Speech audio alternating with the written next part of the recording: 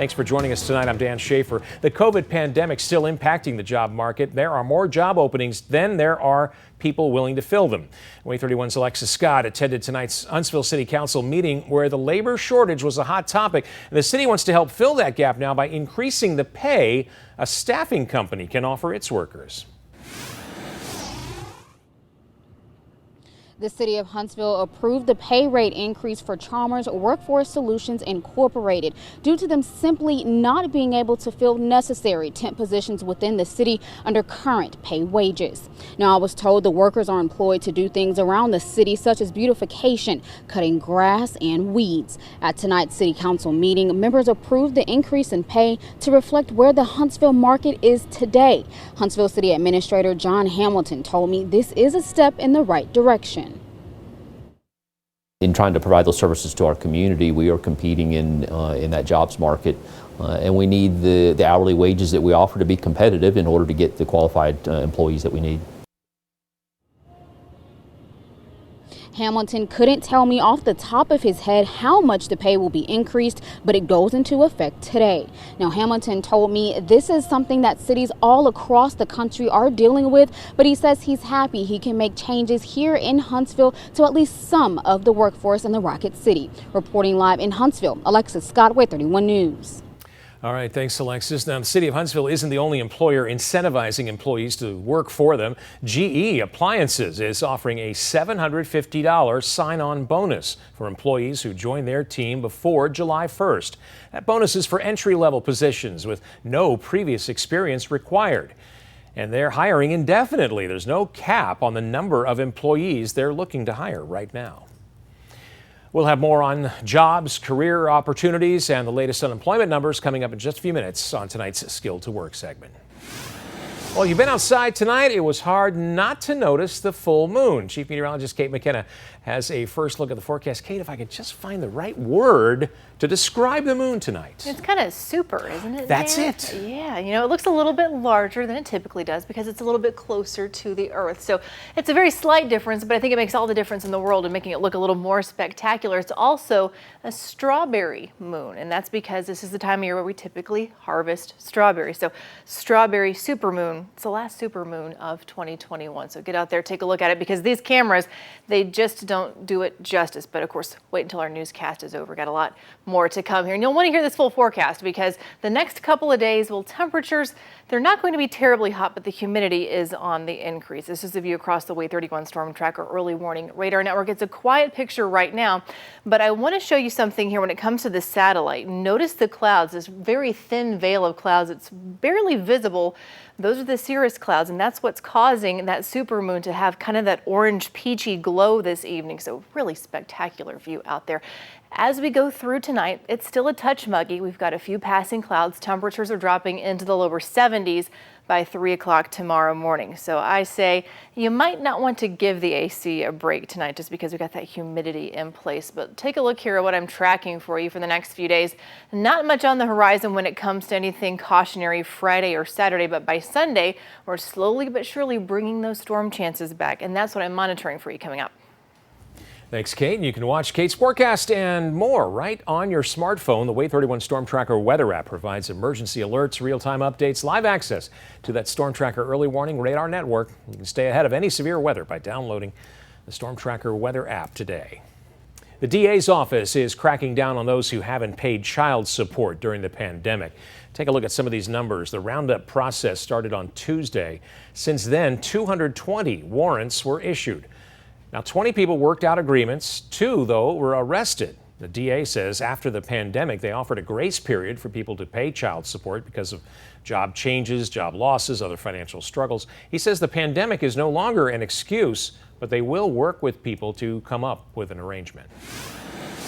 Tonight, more than 100 people remain unaccounted for after a 12-story condo partially collapsed near Miami.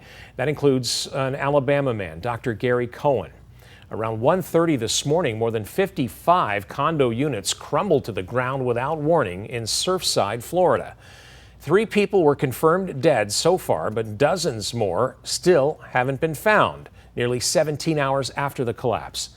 Rescue crews spent the night and today desperately searching for survivors. I can assure you that these fire rescue personnel, the best in the world, the ones that are called upon to come out in crises everywhere, are working as hard as could possibly be. They are so motivated to bring people out safely and restore them to their loved ones. As the search continues, so do the questions about how a building standing for 40 years could suddenly fall. The Surfside mayor assured people he will find out what happened. We'll stay on top of this story and bring you updates as we get them. President Biden and a bipartisan group of senators have reached a deal on a $1.2 trillion infrastructure spending plan. It would allocate $559 billion for improvements to roads, bridges, and broadband internet access. The deal is big, but still a fraction of what Biden initially wanted. Some are still skeptical that the bill will even move forward, since President Biden says he won't sign it unless it includes other items he's unlikely to get any Republican to agree to. Still, the deal was an unexpected compromise. We had everything we wanted, but we came up with a good compromise that's going to help the American people. We all gave some to get some, because what we did was put first the needs of our country. This plan would be one of the biggest investments in the nation's infrastructure in history. The next step for the bipartisan group is getting a total of 60 senators on board to vote to put the bill up for a debate. Today, testimony began in one of Madison County's biggest mass murder trials. Multiple witnesses took the stand in the capital murder trial of Christopher Henderson. He is accused of killing 5 people in 2015, including 2 children, a pregnant mother and her unborn child. The first of 4 witnesses on the stand today for the prosecution was a deputy who responded to the scene 6 years ago. The defense did not cross-examine the prosecution witnesses. Tonight, a Huntsville couple is charged with abuse of a corpse. Police say 44-year-old Joseph Stack and 36-year-old Courtney Smith failed to call 911 while their friend Laken Steelman was overdosing on drugs. She later died. Huntsville Police Major Crimes Unit investigators believe the overdose happened at a house on Sutcliffe Drive. Police say the couple then moved Steelman's body to where it was found in the woods near Maysville Road and Clinton Avenue this morning. Steelman had been reported missing since Saturday. Her official cause of death hasn't yet been determined. Police say the investigation is ongoing. Huntsville City Schools partnered with Huntsville Hospital to give students free coronavirus vaccinations. Today's clinic at Huntsville High's gym was targeted for students 12 and older. The school system spokesperson told us they want to vaccinate as many students as they can before fall. We spoke with one child who says, well, he's a teenager actually, who says he's happy to get the vaccine. I feel like it's really important to get it. You know, it helps a lot of people. A lot of people have died from this, and I think it's just take another step forward to making the situation right. Now, the school system urges anyone who missed today's clinic to check where vaccines are available and get the shot. A major Huntsville mass vaccination clinic is moving and downsizing. Nearly 6 months later, the more than 100,000 doses administered Huntsville Hospital's vaccine clinic at John Hunt Park is moving to the Fever and Flu Clinic on Governor's Drive. The move will be official June 29th. After that, everyone scheduled for a first dose at John Hunt Park should instead go to the Fever and Flu Clinic. If you're scheduled for a second dose appointment, that will still happen at John Hunt Park. That location will fully close on July 9th. You can schedule a vaccination appointment online. New at 10, Northrop Grumman's uncrewed Cygnus spacecraft is scheduled to depart the International Space Station next Tuesday. It arrived more than 4 months ago, delivering nearly 8,000 pounds of supplies, scientific investigations, hardware, and other cargo.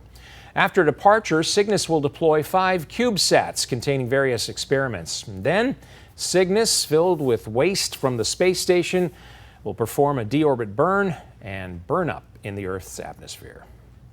Astronauts on the International Space Station spent the day preparing for another spacewalk. Tomorrow, 2 astronauts will conduct the 3rd spacewalk to continue installing a solar array outside the International Space Station. Tomorrow's spacewalk will take about 6.5 hours. And today, they set up their spacesuits and readied all the tools they'll use for the project. An organization founded by the late Eula Battle helps teachers help students by getting them the supplies they need. We're connecting North Alabama with stories about the good works of the region's nonprofit organizations. Next. It's a mostly clear night tonight. Fine viewing for the strawberry supermoon. I'm tracking what's in store for the rest of your Friday and the weekend. And those rain chances are on their way back up. Coming up. Coverage you can count on. You're watching Way 31 News at 10 with the Way 31 Storm Tracker Early Warning Radar Network.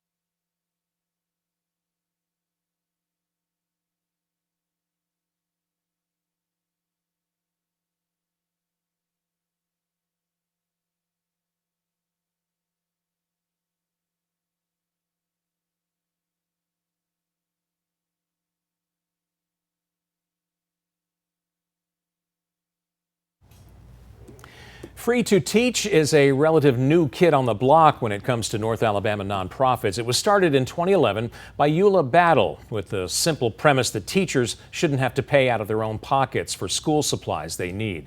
We're connecting North Alabama with stories about the good works of the region's nonprofit organizations. In just a few years, Free to Teach has grown to become a vital resource for hundreds of teachers helping thousands of students. My first couple of years, I spent over $1,000. I mean, I easily have over $1,000 every year. Riverton Intermediate School teacher Melissa Mann remembers what it was like before Free to Teach. That was spending a whole lot of money out of pocket. Mann started teaching in the Madison County school system 5 years before this place opened its doors, spending, you heard right, $1,000 a year on basic school supplies for her students. Now, teachers know some families struggle, and providing supplies for their classroom is a cost they are willing to bear. But having that burden lifted? It was amazing because you came, the first few times I would come and I'm like, okay, this is almost like Christmas, because you're leaving with a grocery cart almost full of everything and you're like, I didn't have to pay for any of this. Crayons, paper, glue, all these things that kids need fresh and new, teachers can get here for free. Executive Director Allison Kling says Free to Teach has given out $8 million worth of free supplies so far to teachers in the 3 public school districts in Madison County. And so they can come here throughout the year, and they've been leaving with an average of $545, and we've seen that increase. Even after an incredibly difficult year dealing with the pandemic and the loss of their beloved founder, Eula Battle, the nonprofit has emerged stronger than ever to meet the growing needs of local teachers. I taught in New York City public schools. I get it. I get what that looks like for a teacher to need to pay rent or meet the mortgage requirements and get their own kids supplied. Teachers shouldn't have to pay out of pocket. When you go to work at a job, you don't bring your own stapler and your own office chair. Right now, Free to Teach is in the process of restocking for what will be a very busy 2021-22 school year. COVID obviously threw a major curve to administrators, teachers, and students last year. But now everyone's going back to class in the fall, and Free to Teach is signing up teachers already to come here and shop. We've got new schools opening. We've got a lot of families moving here. We're expecting about 1,000 teachers in July. And Melissa Mann will be one of them. Looking forward to her Christmas in July shopping spree for the upcoming school year. Hopefully next year we're able to get back in somewhat normal and we can get into some crafts and things like that, which we are able to get some of the art supplies and stuff here too. 1 decade down and many more to come for this organization, this mission started by teachers for teachers. That's what I love about Free to Teach, is that teachers know how to get these supplies into the hands of our kids. And it's a joy to be able to provide them. It really is. You can help support Free to Teach. They just kicked off their 10 for 10 challenge, asking for a $10 donation to mark their 10-year anniversary. You can find a link to do that by going to our website, waytv.com. Open the Connecting North Alabama tab and click on this story. Weather coverage you can count on with Chief Meteorologist Kate McKenna and the Way 31 Storm Tracker Early Warning Radar Network. For the most part, it's been dry today, but we've seen a good amount of cloud cover through the second half of the day today. Fortunately, just thin, high clouds and nothing in the way that's going to bring us any rain. So that's a quiet view across the Way 31 Storm Tracker Early Warning Radar Network. Gunnersville, Decatur, Muscle Shoals, all showing us a dry picture tonight, and it will still be the case for the most part tomorrow. And even with those thin high clouds in place, you're able to see the full moon, the strawberry supermoon. And I keep saying it looks pretty nice on the cameras around the area, but it doesn't really do it justice. If you got a good camera, you get a view like this, and it's kind of that peachy color to the moon because of kind of the atmosphere. It's sitting kind of low on the horizon. This particular photo sent in by Robbie Newport out of Elkmont, so a really lovely view, Robbie. Thank you for sending that one. And we're calling it the strawberry supermoon. Well, what does that mean? I rattled off these facts to you earlier, but I thought I kind of listed out a little more deliberately. It is the last supermoon of 2021. I think that's maybe the most important thing here, is that you're not going to see another moon that looks this large for the rest of the year. And it falls what is during typically our strawberry harvest as we get into the summertime. So that's why it's called the strawberry supermoon, not just because of that kind of peachy color that it's got. So whatever you're seeing, I like to see them because I only have a cell phone camera. I would like to see what those professional photos look like what Robbie took. So photos, share at waytv.com is the best way to get those to us, and we'll try and share with the folks at home watching as well. Temperatures currently upper 70s, lower 80s. I don't know if you noticed it today. I did. The humidity is back, and it slowly but surely creeps up as we head into the weekend. 80 degrees our current temperature in Muscle Shoals, 77 in Huntsville, Athens, Decatur, Moulton, 72 in Gunnersville, 75 in Fort Payne. Tonight we are down to 67, and we'll keep a few of those clouds, mainly those thin high clouds. And the breeze is something else that you might notice out there. At times that wind gusting 15 to 20 miles per hour, but it's a wind out of the southeast that's continuing to bring up the humidity as the night goes on. Watch future radar here through the rest of tonight. Those thin clouds I keep talking about, you can see them in this particular data source. They continue to erode, at least initially. But we're left with this by tomorrow morning. A mix of clouds and sun, temperatures by 7 a.m. in the low to mid 70s. As we get closer to the afternoon, still that mix of clouds and sun, highs topping out in the upper 80s. Look closely there up in West Tennessee. It's barely in view, but that's about as close as any rain chance gets to us tomorrow. Through tomorrow night into Saturday morning, we'll start the day with some cloud cover, mix of clouds and sun. I keep saying that. And then by the afternoon, we'll have the slightest chance for a stray shower or storm. This is 10:30 now, Saturday night, sandwiched between a ridge of high pressure farther toward the east, a cold front that will eventually stall out as it's trying to approach North Alabama, and in between, we'll just have afternoon thunderstorms kind of off and on there as Monday, all the way into Tuesday, and then eventually into Wednesday, that view is not going to change very much. This particular data source has been kind of pulling back on rain chances that I've seen for Tuesday and Wednesday, but I still have them in our forecast. And for the next 7 days, we can see anywhere from ½ inch to 1 inch of rain in our northwestern counties. Fortunately, the lower amounts coming in the locations that absolutely don't need it right now, our eastern counties, 1/4 inch up to ½ inch of rain in total. 7-day forecast shows that 30% chance for a few showers and storms on Sunday goes up to 40% on Monday. And the best chance for rain within the next 7 days is next Thursday, giving it a 50-50 shot. Amid a tough job market, kids in Decatur can get an early start on one career, while the city is preparing them for a job in law enforcement. That and this week's unemployment numbers next in Skill to Work.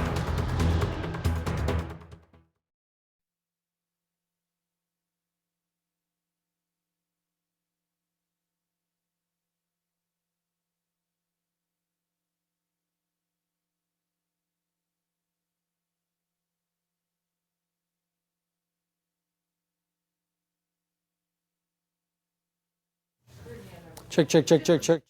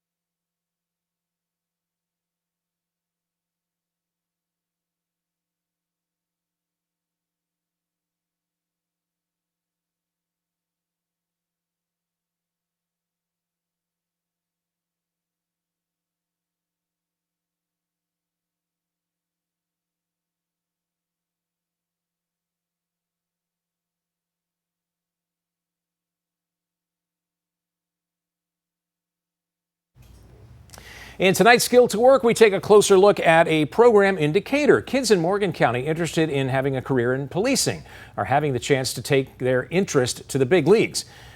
Decatur Police Department is hosting its Explorer program, where kids go through hands-on experiences and trainings to learn more about a career in law enforcement. Way 31's Olivia Schuler spoke with 2 students on what skills they've learned. 15-year-old Jackson Sherrill says he's wanted to work in law enforcement for as long as he can remember. It's kept me on track to becoming a police officer, or just doing some in law enforcement. Now he's finally able to learn more about policing. He says the hand-on experiences are allowing him to explore every area of law enforcement and pinpoint exactly what he wants to do. The crime scene investigation is what I'm really interested in. few days ago, we did the fingerprints on the CSI Tahoe, which was really fun for me and the rest of the students over there. Explorers are 14 to 17 years old. The spokesperson for Decatur Police Department says it's never too early to learn about different areas of law enforcement. Explorers were able to see a taser demonstration. They saw the inside of the Aaliyah helicopter. They learned about the warrant unit. They learned what to do when you get pulled over by a police officer. On Thursday, explorers went to the Ascend plant in Decatur to learn about fire safety. How to put out kitchen fires, grease fires, to not use water on grease fires, to use the foam. Explained us how to, and teach us how to put out the fire. Jordan Carter says the areas of policing he's learned about will help him in life, whether he goes into law enforcement or not. That if I just keep, applying myself and keep reading, it really should help me go into law enforcement and keep learning some things that I didn't know. A lot of questions that they've answered, and it's been great. This group of kids, our future of policing. Reporting in Decatur, Olivia Schuler, Way 31 News. Last week, more than 7,100 initial unemployment claims were filed in Alabama. That's nearly 300 more than the week prior. Nearly 3,700 were coronavirus related. The manufacturing industry reported the most claims with nearly 1,000. A North Alabama team is looking to make a run at the Dizzy Dean Little League World Series, and they're hoping you can help get them there. We'll introduce you to the Madison County Rockets coming up next in sports.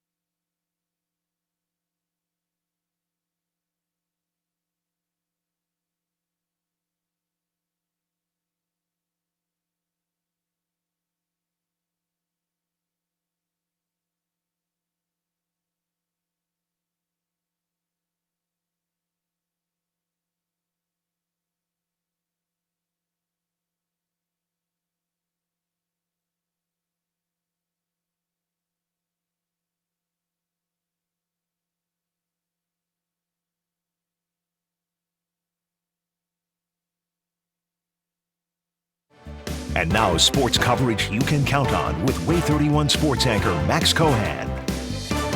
The Trash Pandas were looking to forget Wednesday's 11-run shutout loss tossed by a North Alabama native when they took the field in Chattanooga Thursday night. Whatever the approach was, it worked. Orlando Martinez gets this party started. He rips this one to right field. Apologies for the questionable camera work in Tennessee, but it's a 2-run shot to give Rocket City the early lead. An inning later, red-hot Mitch Ney smokes this one to left. Again, hard to really see it, but you can take my word on this one. A couple of clutch hits gave the Trash Pandas a 6-run lead after 2, and Aaron Hernandez hit cruise control, allowing just 1 run on 4 hits in 5 innings of work. The 24-year-old struck out 7 as he picked up the win. Chattanooga would cut into the lead a little bit late, but it wouldn't be enough as the Trash Pandas take this one 8-3 and move into a tie for first place in the AA South. A little local league team is trying to fundraise to help get their kids to Mississippi for the Dizzy Dean Little League World Series. The Madison County Rockets, a team of 6- and 7-year-olds, already qualified for the tournament, and their coach says there's no situation in which they don't go. But the team hadn't expected to make it this far, making the $1,800 trip a bit of a burden for some families. All in, the team is looking to raise about $18,000. So far, they've raised about $4,500 through various events and a GoFundMe. Coach Nelson Ferry says they're doing this to guarantee these kids and their families don't miss out on a moment they'll remember forever. No matter what happens, these boys are going. They've played way too hard, and they have worked way too hard for the last several months for us to even fathomably think that we're not going to take them. But what we're trying to do is offset the cost for those families, because not everybody has the $1,800 just out of pocket. You know, given some of the economic situation and some of the finances, anything we can do is going to help some of these families out. Of course, all the boys are excited to play too. I asked them why they wanted to go, and some of their answers speak for themselves. Well, it's because I want to win, and I want to win. I like batting. I'm really good at batting now, and I can run really fast, and I think we would win probably a lot. Aside from winning, popular answers included wanting to play hard and make some new friends. If you're interested in helping them out, you can visit the GoFundMe page on our website at waytv.com. That'll do it for sports. Dan?